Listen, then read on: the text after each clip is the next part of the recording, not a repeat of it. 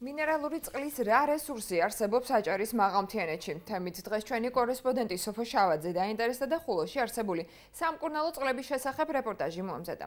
როგორც გაირკვა, მხოლოდ ხულოში 8 სხვადასხვა სახეობის მინერალური წყალი არსებობს, რომელთაგან სარეალიზაციოდ მხოლოდ ერთი ჩამოისხმება. რატომ ვერ იყენებს ბუნებრივ რესურს აჭარის მთავრობა ეფექტურად? კითხვაზე პასუხისთვის რამდენიმე უწყებას მივმართეთ, თუმცა ყველგან გვიხსნიან, რომ მინერალური წყლის მართვა და პოტენციური ინვესტორებისთვის რესურსის შეთავაზება მათი პრეროგატივა არ არის.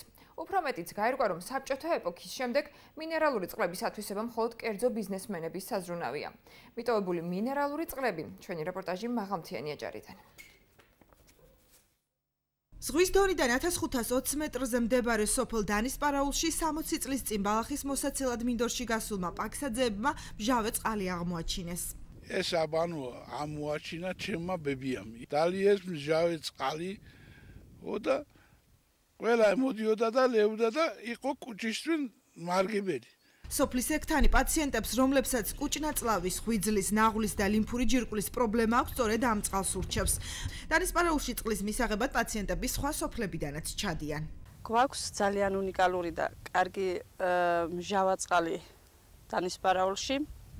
ურჩევ ყველას, რომ მიიღოს და გასინჯოს მისი ეფექტი. ამ გზიდან 10 წუთის სავალზეა ის სამკურნალო წყალი, რომელზეც ვსაუბრობთ, თუმცა მისი მიგნება ძნელია. წყლის გარშემო ინფრასტრუქტურა მოუწესრიგებელი და დანაგვიანებულია. აქ მცხოვრებლების მტკიცებით მოულელობის გამო წყალი ადრინდელ თვისებებს დღითი დღე კარგავს. ბავშვები თამაშობენ რაღაცა და ესეც გაფუძდა თორე ძალიან კარგი იყო.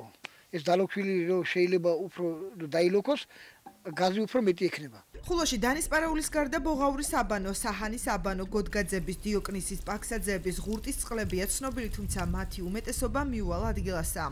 ხულოს გამგებლის მოადგილის განცხადებით, სამკურნალო წყლებთან მისასვლელი გზა კერძო პირის საკუთრება არის, გამოც პრობლემები შეიქმნა. იგეგმება მიმდებარე ტერიტორიების მოწესრიგება, მისასვლელი გზების მოწესრიგება, თუმცა ძირითადად პრობლემას ქმნის ის ფაქტი, რომ გარკვეულ შემთხვევებში ეს მინერალური წყლები მდებარეობს კერძო ნაკვეთებში.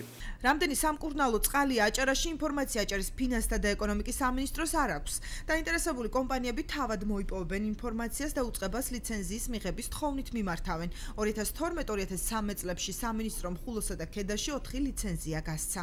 ძირითადად ინიციატივით, თავიანთი ინიციატივით მომართავენ და ჩვენს მიერ ხდება საეცეზიო დოკუმენტაციის მომზადება და გაცემა. აჭარის გარემოს დაცვის და ბუნებრივი რესურსების სამმართველოში გვეუბნებიან, რომ მინერალური წყლების რესურსის ათვისებაზე საბჭოთა პერიოდის შემდეგ მხოლოდ კერძო სექტორი ზრუნავს.